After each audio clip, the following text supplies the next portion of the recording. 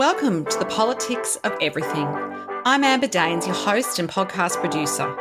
This is a half hour of power, a podcast dropping every week where I unpack the politics of everything, from money to motherhood, nutrition to narcissism, startups to secularism, the environment, quality, and much, much more. Our guests are seasoned in the field or topic of their choice, even if you've not heard of them yet. This is a non-partisan show. So while I love exploring varied views and get a buzz from a healthy debate of ideas, this is not a purely blue, white, green program. Please subscribe, tune in and enjoy the politics of everything. Celebrity endorsements have been part of the advertising game for decades, and over the past decade, that has manifested into a plethora of social media marketing campaigns using famous folks as well as the rise of the micro-influencers alongside that stable of paid talent promoting any number of products and services for businesses around the globe. Influencer marketing has emerged as not only the fastest growing way to attract and maintain customers for a brand, but also one of the most effective forms of inspiring brand loyalty. But it has to be done right. It has to be authentic and ethical. And since July 2020, in Australia at least, there's been a code of practice that affects PR agencies, talent managers, influencers, and brands. My guest today knows firsthand the harsher realities of celebrity endorsements and says that such endorsements are not a guarantee of success for a brand or even sales. Masiello is one of the founders of Crunch Growth Revenue Acceleration Agency, one of the fastest growing marketing agencies in America. He is renowned for his e-commerce and Amazon selling expertise, and he's also well known for his entrepreneurial talent, having launched 5 unique international brands since the age of 25. In addition, Phil is an investor in several interesting startups as varied as digital games, the circular recycling economy, real estate, and personal care products. In addition to providing capital, Phil uses his marketing expertise to help these startups scale faster. Phil tells a cautionary tale, sharing a view that many brands get enamored with celebrity and think that is the key to success. But it can work against you as much as it can work for you. So welcome to the Politics of Everything, Phil. Thank you. Happy to be here. So tell us what were your childhood dreams? Did you want to be an astronaut or something completely different to where you ended up? Do you remember that? Yeah, I grew up in the restaurant business. My family owned restaurants, and that was the direction that I thought. I thought that my life would take me into owning a restaurant. And it didn't turn out that way. However, it veered off the restaurant path.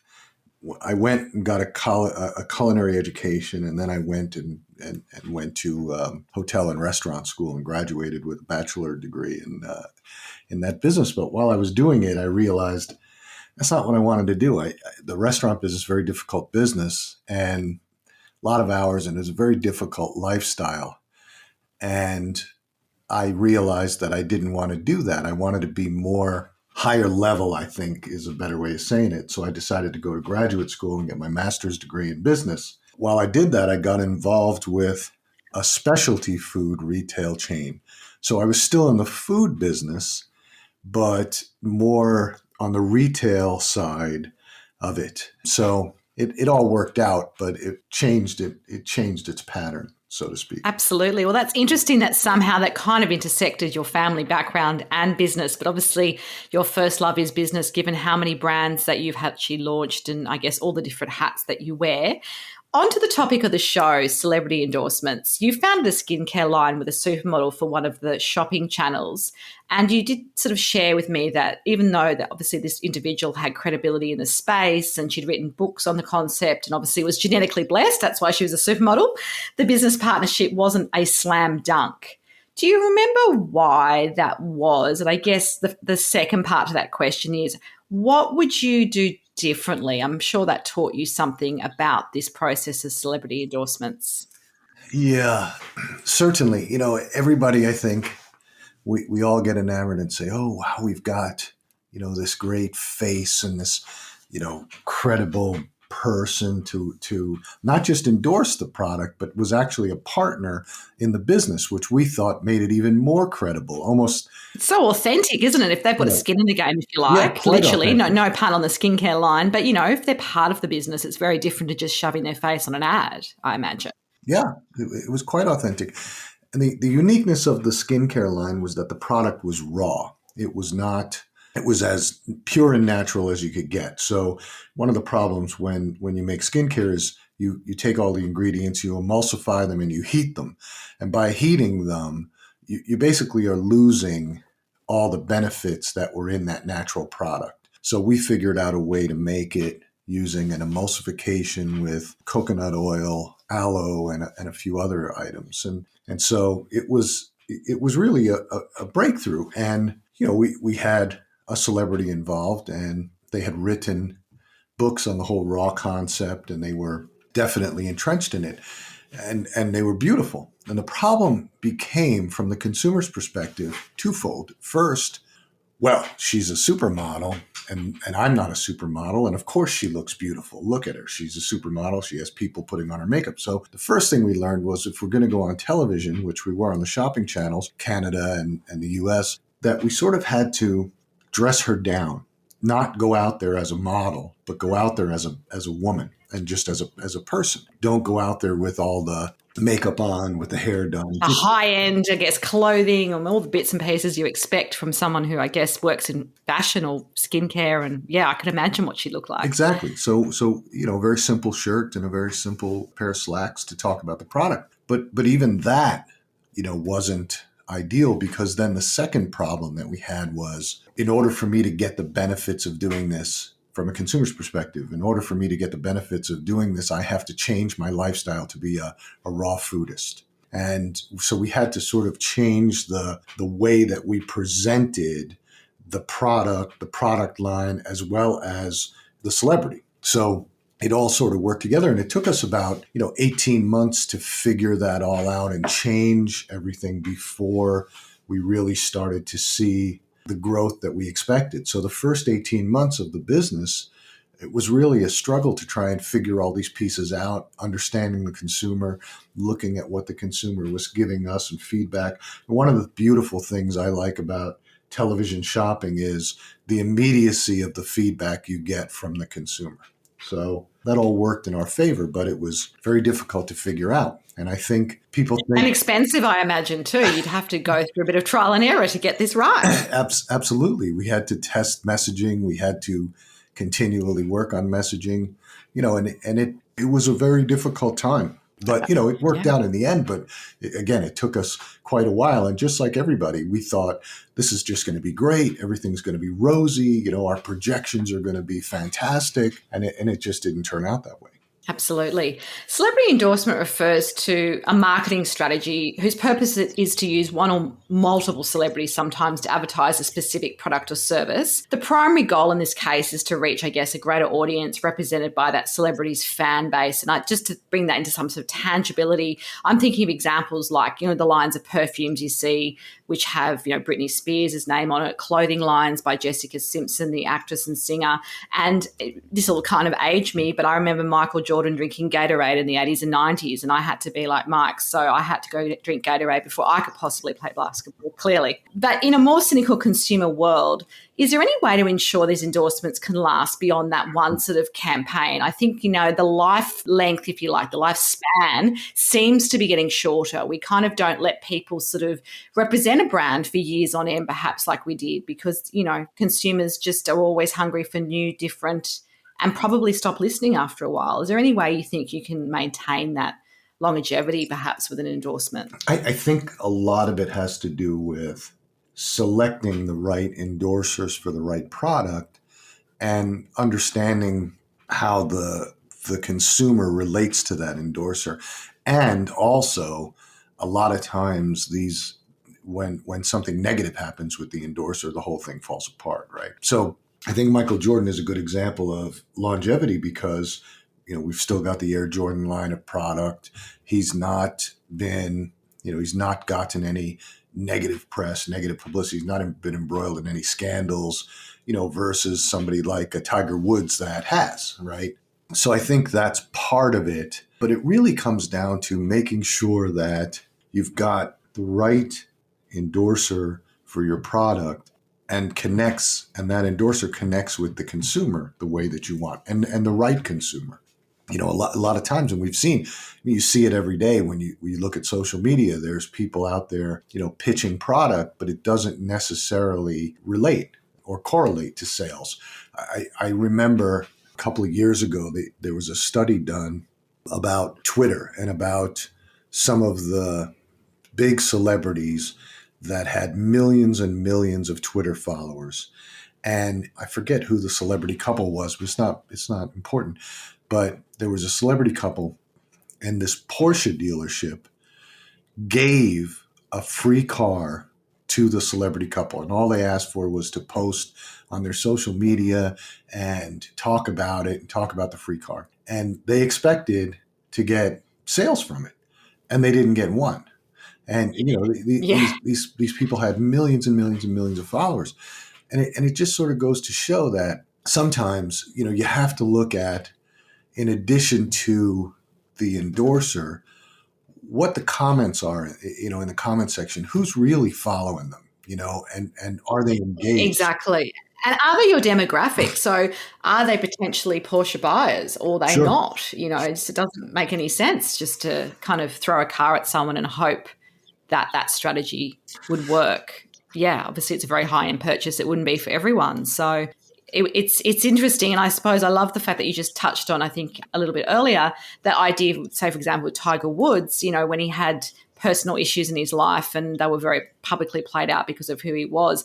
The risk is always if things go wrong, and you can't control individuals and celebrities no matter what industry they're in. They all have scandals, usually at some point, that we learn about. So the risk, I guess, is really on the brand to know that going in, no one's sure, perfect.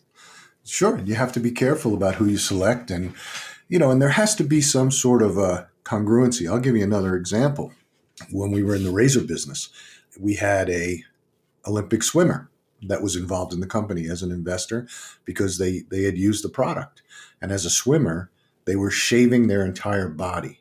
So the quality of the razor, the quality of the shave was of the utmost importance. But we also sold skincare along with it, shave creams, aftershave, shave lotions, etc. And they were really talking about the shave system. And we thought, again, this is going to be great. People are going to hear this story about how they're shaving their entire body, and it's going to be a slam dunk. And it wasn't. And that person had had some scandals early on when they were still a teenager, and people didn't forget, and they were still bringing it up, and it was almost like, really? I mean, it's been 6 years, 7 years, and this person's represented his country, won medals, and you're still bringing up some scandal that happened in a college dorm 7 years ago. So people don't forget so easy. No, and the internet doesn't let No, you. You Google someone's name and, all sorts of things come sure. up and historical stuff as well. By the end of this year, it's estimated that influencer marketing as an industry will be worth up to US $15 billion. Since the seemingly limitless possibilities were realized, influencers have been sort of cottoning onto new ways to receive, I guess, a larger slice of that brand incentive pie. But as I mentioned a little bit earlier in this podcast, we've got some regulations in Australia, and I think other nations are probably following suit, that have really changed the game. Is that going to make celebrity endorsements perhaps harder to use for some brands? And for example, I'm thinking of, you might get a celebrity, you mentioned about posting a series of posts for a Porsche car, for example. But I've seen, for example, one of the Kardashians, one particular just one post, X amount, millions of dollars they want to be paid. It's a one-off endorsement, really, which might just be on, maybe just Instagram as well as perhaps YouTube and other platforms, but perhaps not. But also, as we've mentioned, it doesn't always equal sales. So I think the risks are higher now for brands because it's more regulated, which seems to protect them. But in some ways, I guess the hoops they've got to jump through to get the advantage, it might be a little bit trickier. What's your sort of view on that? Yeah. We deal with this every day because we have, clients who are brands, small, medium, and large. And so we deal with it all the time.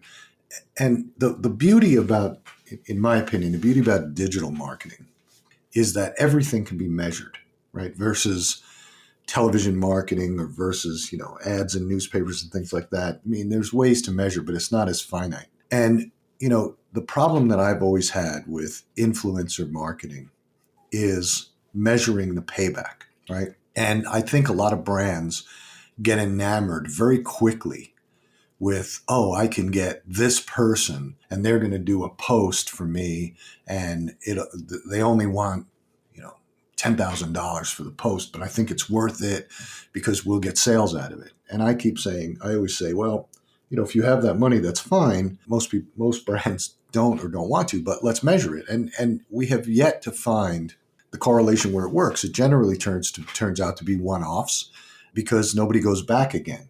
That's right. And the feeds are kind of so updated so regularly that, like you say, you'd have to really dig to find that post, a month later, for example. And even when you look at it, what's the metric for the spend? I mean, we deal with influencers all the time, and we'll say, hey, we think you're a good fit for this brand, and they'll throw out a number, $2,000 for a post. And we always come back and go, okay, well, let's just use, 4 cents per view or 5 cents per view as a metric to see if it's worth it. And we can never make the numbers match. And even if we do it because the brand wants to spend the money, we look at what the return is. We look at what the views are and what the interaction is, and we just don't see it. And I think that the consumer is very savvy about and getting more savvy to these pieces or to these influencers and what's happening out there. Because if you're following an influencer and one day let's say you're in the beauty business or you're following beauty influencers, and one day they're talking about unboxing something like, a Juice Beauty, and then the next day they're unboxing, something from Olay, and the next day they're unboxing. Well, so multiple brands and multiple kind of, I guess, categories is what you're sort of alluding to. How can that be? How can that sort of be credible? Because it doesn't that say to you as a consumer that they're just taking money and just telling you, oh, I got this unboxing, here's what I like and here's what I don't like about it. So you're not really telling anybody anything. I'm amazed anyone actually watches it, to be honest, unless you're a mega fan of that particular celebrity. I guess that's the difference. I think that, people get their feed, they start going through their Instagram feed, their Facebook feed, their Twitter feed or whatever, and they follow the same people over and over again. They'll just scan it, look, see what's happening. But I don't think that they're necessarily hanging on it and listening and paying attention. You have to do something to grab their attention, right? I think, when you look at somebody like what Ryan Reynolds is doing with the phone company, there's some credibility there, right? He's doing the commercials, he's talking about the benefits, but he's doing it in a way that just seems straightforward and authentic. But I think some of these influencers that we see or interact with, it just doesn't come off as authentic. I'll give you a personal example. I'm into indoor rowing right now. Indoor rowing? I don't think I've ever heard of that. There you go. Yeah, indoor rowing, there's a bunch of different indoor rowing machines, right? There's the water rower. So you don't just do it, it's sort of like spin. There's a whole bunch together. Yeah. And I got into it during COVID, during the lockdown, because we couldn't go to the gym and things like that. So go anywhere. We had I started out with a water rower, and then I was looking for, instruction online. And I found this guy, this Scottish guy on there doing these videos for free. He was doing them for free just because he's really into indoor rowing. And he doesn't ever push product. He just talks about like what he uses. And I don't know if he gets endorsement money for it. It doesn't appear to, but it comes off as very authentic. So I wound up switching my rowing machine just based on what he's using and the reasons why, because he'll always talk about, if you have a water rower, do this. If you have this, do this. So he's not ever telling anybody you have to use this. But because he's so authentic and because he's so into it, you sort of follow what he's doing because you want the same results that he's getting, if that makes any sense. It does. Yeah, no, it's a very tangible, I guess, example, which is, I think, helpful for people. Social media has definitely democratized advertising, and I'm picturing, TVCs that we'd see on traditional television programs between our favorite shows are very expensive to produce, and a lot of brands, particularly smaller brands and up-and-coming brands, would not be able to afford that. Things like TikTok and Instagram and paid social media is accepted as normal. But obviously when you go on those particular platforms, it says paid partnership in the title. There's, they've got to declare that it's actually something they're being paid to do. Is that a win for the brand and the consumer because they're under no illusion of the relationship to say, that piece of gym equipment, like what you've just talked about, being spruiked, or the lipstick being worn to the Oscars, for example, by a celebrity actress? Does using that influencer style paid posting take away from the authenticity, or does it really even matter? I'm just thinking, people want to know, they have to know, they legally need to know. How do you do it authentically without it just looking like, oh, you've paid me to do something? Yeah, I think that those paid sponsorships do take away, and I think that it's beneficial to the consumer because at least they're told, I'm getting paid to do this, right? And and the consumer can tell. The consumer is very savvy. They're not, they're not stupid. But I think it is good when you go on a TikTok or Reels and you start to see that in the paid ads. What you'll notice, because we've been looking at this very, very hard, and you'll notice that the paid ads on TikTok, for example, just get no play. Very small numbers, very small interaction, which is, I think, good because it's inauthentic and people see it as just an ad and they don't want to react to just an ad. So I think in order for influencers to be truly influential and to make an impact and to be beneficial to the brand as well as the consumer, they have to be very creative. There are a lot of creative people out on Reels and Instagram, TikTok.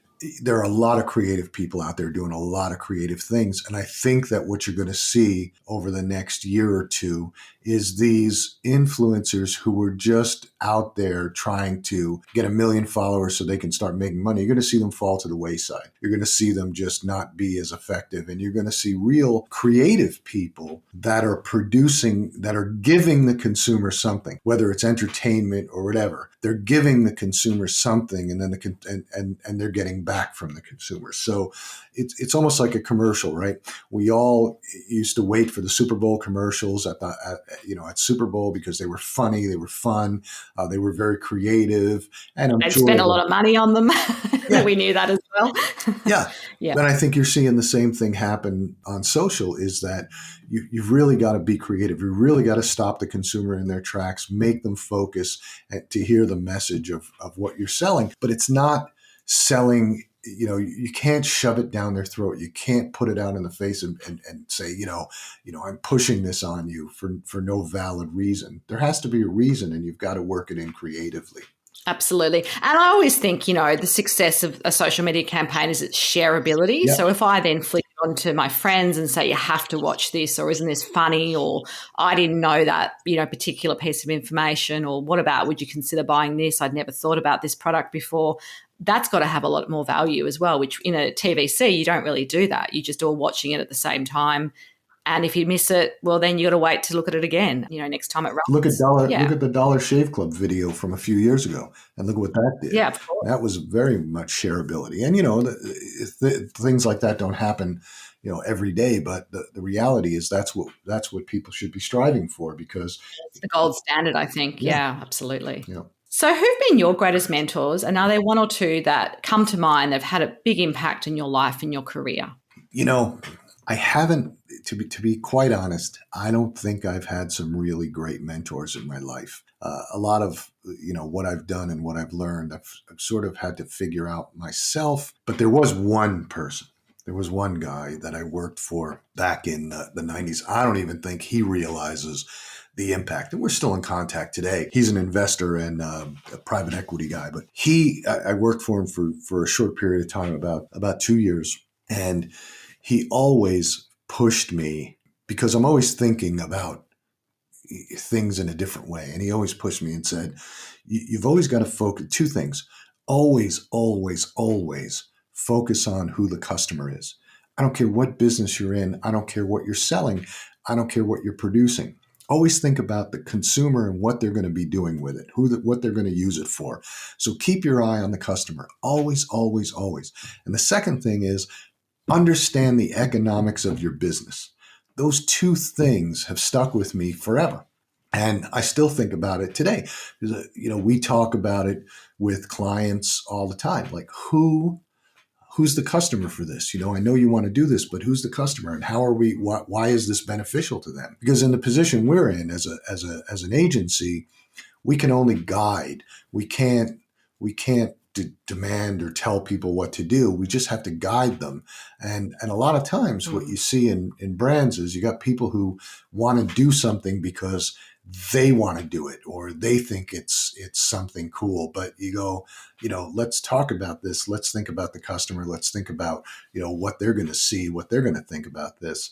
And also, we always push understanding the economics behind it, understanding what you're going to get. You're going to give somebody something. What are you going to get back for it? So, in my opinion, those are the two biggest fundamentals of any business is to keep your eye on the customer, understand them. You can never ever, I think, understand the consumer too much. I think you can't.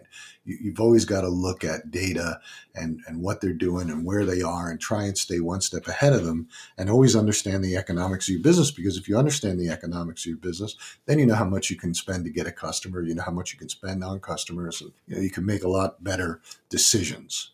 Absolutely. If we spoke again in a year's time, what would be the number one thing you would have hoped to have changed in your business and why? Well, we launched this product line of superfoods, vegan superfoods. And we're struggling with it, to be honest with you. It's not going according to plan. So if you were to speak to me in a year from now, I would hope that would be a change. I would have hoped that by then we would have figured out the key, because we know that the market is out there. We know there's a consumer for it. We know the consumers like our product. We know we're priced right. So we're just trying to find the key to getting to them. I think that's been the problem, because just running ads or things like that, I don't think it's going to do it. We've got to be creative and think about it creatively. And so if you were to come back to me in a year's time and say, this is what I would hope to have changed, that we would have figured this out in business. We would have figured it out, what that, mechanism is for us to make that impact with the customer. What's your final takeaway message for us on the politics of celebrity endorsements? Yeah, I think, I've thought about this a lot over the past week. And again, we see it all the time with people with celebrities and celebrity endorsements. And you've got to understand how that celebrity is going to fit in the mindset and, the purchasing mindset of the consumer that you have, right? Don't just get a celebrity for celebrity's sake. Get a celebrity that has some credibility with your brand, some credibility with the consumer, and marry them together. But don't just start spending money, on a celebrity thinking that, it's going to be the be all end all for your business. You've really got to think about it, and don't be afraid to push back and say, no, that's too expensive. Especially with You got to negotiate, don't you? That's the key. Absolutely. Yeah. You say, but explain to me why it's worth it. But also be a little creative. There's a lot of times if you've got the right celebrity, you don't always have to pay in cash. Sometimes you might want to make that person part of your business. Maybe there's an equity play or something. Excellent. Well, it's been such an amazing conversation today, Phil, and you've taught us a lot. You've obviously got a lot of expertise in what you do. If you do want to connect further with Phil, there will be some contact details on our show notes. Until next time, take care. Thanks so much for listening today. If you've enjoyed the politics of everything, I thrive on your feedback. So please add a short review and share the podcast with your network through Apple, Spotify, and all the usual suspects. I'm always on the hunt for new and diverse guests, so if you or someone you know has a fresh idea you're busting to get out there, please email me at amber@amberdanes.com and my crew will get back to you very soon.